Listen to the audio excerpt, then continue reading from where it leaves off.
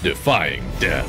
Isang 10-month-old na batang babae ang naligtas matapos siyang ma-sandwich sa pagitan ng kanyang patay na ama at ng headboard ng kanyang kama. Ayon sa mga pulis, mukhang ginagamit ng 43-year-old na si Jason Fields ng Louisiana ang kanyang laptop nang bigla siyang inatake sa puso. Nag-collapse siya at nadaganan niya ang kanyang anak na si Betty Jean na naipit sa pagitan ng kanyang katawan at ng headboard ng kama.